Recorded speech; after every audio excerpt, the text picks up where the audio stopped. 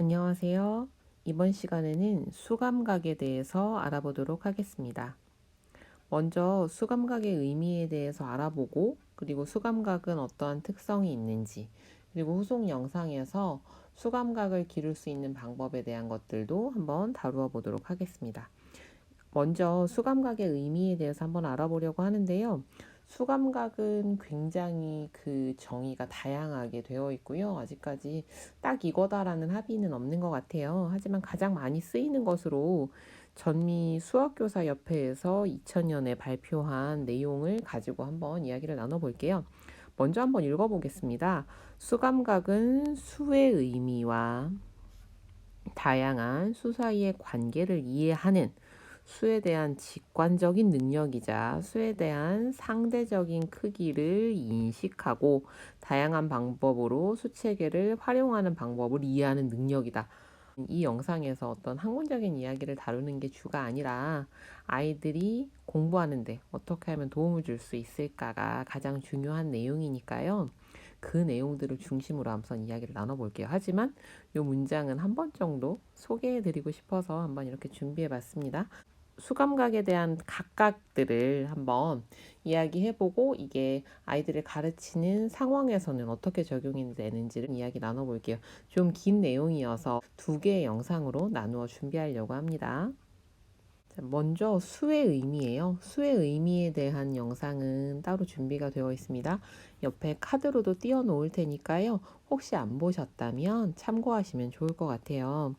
수라는 것들은 초등학교에서는 여기 정도까지 다룹니다. 자연수, 분수, 소수. 물론 자연수와 여기에다가 0이 합쳐져 있는 것까지를 다루게 되죠. 네, 그리고 나서 이 수의 범위들이 확장되면서 이후에는 뭐 유리수, 무리수, 실수하는 것들도 더 배우게 됩니다.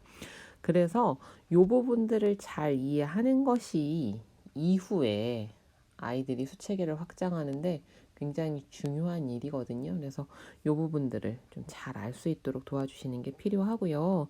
그리고 수의 다양한 의미는 영상에서 자세하게 다루었으니까 간단히 넘어가면 이제 집합수, 양을 나타내는 수라고 할 수 있죠. 순서수, 첫째, 둘째, 셋째, 이름수, 뭐 번지수나 아파트 동호수 같은 것들, 그리고 이제 측정수는 이렇게 연결이 되겠지만 이게 주로 각각에 떨어져 있는 이산양에 대한 것이라면 이것은 연속량을 어떤 기준으로 끊어서 불러주는 거죠. 그래서 이렇게 수의 의미 하나도 굉장히 다양하고 이 의미를 이건 무슨 수야라고 읽는 것이 아니라 그 상황에서 적절하게 그 의미가 딱딱 연결이 되는 게 중요하겠죠. 수의 의미를 이해할 때 여러분들 수하면 가장 먼저 어떤 게 떠오르시나요? 또는 수학하면 가장 먼저 떠오르는 게 이럴 거예요. 1, 2, 3. 보통 이런 것들 우리가 뭐라고 하느냐? 숫자. 기호죠, 기호. 네. 우리는 기호를 가지고 표현을 하니까요. 그래서 수하면 가장 많이 떠오르는 것들이 이 숫자일 겁니다. 하지만 이 숫자는 기호고요. 하나의 약속이죠. 원래 이 수는 뭐 3을 가지고 한번 얘기해 볼까요? 얘는 어떠한 수량을 나타내겠죠. 그리고요. 이 3이라는 기호는요. 셋이라고도 쓰고 3이라고도 씁니다. 네. 이것이 쭉 연결이 돼서 우리가 3이라는 수 하나를 알게 되는 거죠.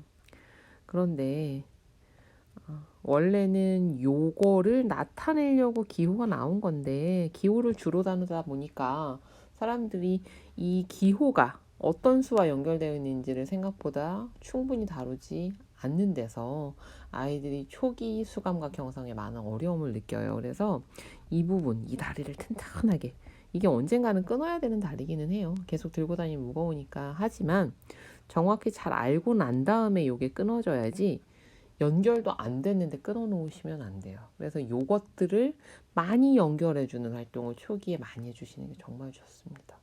그걸로 아주 좋은 활동이 직산 활동이 있고요. 또 수카드를 이용한 여러 가지 활동도 좋습니다. 네, 그래서 요 직산에 대한 것은 지금 저의 채널에서 가장 많은 양을 차지하고 있는 영상들이 다 직산 활동들이잖아요. 이 직산에 대해서는 따로 영상을 하나 마련해서 정말 자세하게 다뤄보고, 그리고 지금 막 순서들이 좀 엉망이에요. 제가 급하게 저희 반 아이들 줘야 되는 영상 먼저 찍고 나중에 시간 남으면 다른 거 올리고 하다 보니까 지금 좀 순서가 활용하시기엔 좀 어려워서요.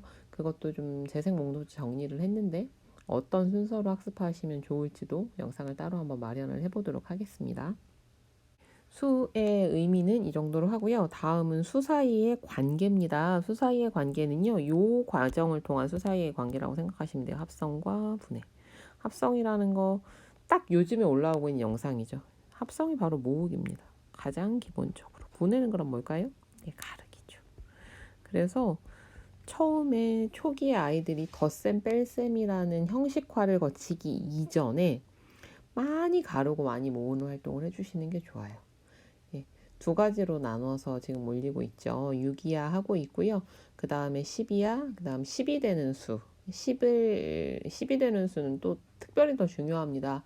이게 이제 받아 올림과도 연결이 되니까요. 그래서 모으기와 가르기를 많이 해주시는 게 좋은데 간단히 생각하면 이런 거예요. 어떤 수 하나를 보면 만약에 8이라는 수가 있다. 얘를 합성의 차원에서 보면 어떻게 되겠어요? 얘는 2와 6의 합이다. 뭐 다양한 합이 가능하죠. 7과 1의 합이다. 네, 이런 다양한 게 있고요. 또 얘를 가르기의 방식으로 표현한다라고 하면 10보다 이 작은 수. 네, 이게 가르기 아니에요? 맞아요. 8을 가르면 2와 6으로 가를 수 있죠. 뭐 이런 것도 있을 수 있고요. 또 7보다 1 큰 수. 1 큰 수도 굉장히 중요합니다. 수의 순서로도 중요하고요. 이런 것들. 이래서 8이라는 숫자 하나가 어떤 건지를 아는 거가 되게 중요하고 이러한 것들이 잘 되면 나중에 이게 머리셈 전략, 뺄셈 전략에서도 이게 쓰여요. 예를 들어서 26 빼기 8이라면 이 26 빼기 8이라는 거는요. 26에서 10을 먼저 빼고 다시 2를 더해주는 걸로도 가능합니다. 왜? 이런 관계가 있으니까요. 네, 그래서 수 사이의 관계들을 잘 알면 아이들이 좀 더 유연하게 연산을 할 수가 있습니다. 그리고 수의 상대적인 크기 인식은요, 이런 거예요. 7이라는 수는 어떤 수일까요? 3보다는 큰 수고요. 10보다는 작은 수입니다. 네. 수의 크기 비교하는 활동이요. 굉장히 좋은 수감각 활동이에요. 이후에 말씀드리겠지만 수감각을 담당하는 뇌 영역을 자극하는 활동이 되기도 합니다. 그래서 수의 상대적인 크기는 어디에 있는지 알려주셔야 되는데 이 수의 상대적인 크기를 인식시켜주는 좋은 활동이 작은 수는요. 직산 활동이죠. 직산 활동을 많이 하면 눈으로 비교가 돼요. 네, 3이라는 거는 점 3개고요. 10이라는 건 점이 10개니까 딱 봐도 어우 여기가 크네 딱 보이잖아요. 그죠? 그래서 근데 언제까지 우리가 이 수 크기를 머릿속으로 떠올릴 수는 없으니까 저도 이제 뭐 제가 계획하고 있는 직사는 세 자릿수까지 있기는 한데 그거는 수모형 체계를 따라서요. 100판, 100모형, 10모형, 1모형으로 할 수 있는 데까지고 그 이상은 사실 의미도 없어요. 그래서 요런 게 초기에 직산, 작은 수로는 직산으로 크기 인식이 좋다면 그 뒤에 할 수 있는 걸로는 좋은 거 있죠. 여기가 300이라면 이쯤이 한 100 될 테고요. 그러면 뭐 한 200은 어디 있을까요? 이 사이에 있겠죠. 그래서 여기에 200 정도 될 거야. 네, 그래서 상대적인 크기 인식할 수 있는 것에 좋은 것이 바로 수직선에서 위치 파악하는 활동 같은 거 많이 해주시면 좋아요. 네. 그리고 수에 대한 직관은 수 감각이라는 말만큼이나 참 이 말이 참 편하면서도 그 뜻을 알기 어려운데요. 수하면 떠오르는 거예요. 가장 먼저 아이들은 아무것도 안 떠오르죠. 네. 근데 떠오르기는 한다고 합니다. 3 이하까지는 뭐 그건 뒤에서 좀 다뤄볼게요. 그래서 수에 대한 직관을 길러주기 위해서는 정신적인 수직선이 촘촘하고 정확할수록 수를 잘 다룬다고 해요. 요거예요, 요거. 네. 근데요, 아이들이요, 초기일수록 수감각이 안 좋은 아이일수록요, 이 간격이 허무맹랑합니다. 예를 들어서요, 1, 2, 3, 4, 5, 6, 7, 8 이렇게 가요. 위치가 정해지지 않은 거죠. 네, 그래서 빈수직선을 이용해서 위치를 찾아보는 활동이요. 아이들의 수에 대한 직관을 높여주는 걸 합니다. 그래서 제가 지금 나오는 것 좀 끝나면 이 수직성 과제도 어떻게 좀 영상으로 만들 수 있나 고민 중이에요. 어떻게 하면 좋을까? 네, 고민의 결과가 과제물로 나올 수 있을지는 잘 모르겠어요. 그리고 직선활동 많이 당연히 네, 좋고요. 그다음 숫자와 수에 대한 심상이 연결돼서요. 얘는 부정적인 효과긴 부정적일 수도 있죠. 오류를 만들어내니까. 근데 얘 같은 경우는 어떤 걸 말하냐면요. 이렇게 한번 보세요. 첫 번째는요. 두 번째는 마음으로 놓고 보셨을 때 1번과 2번 어떤 게 좀 편하신가요?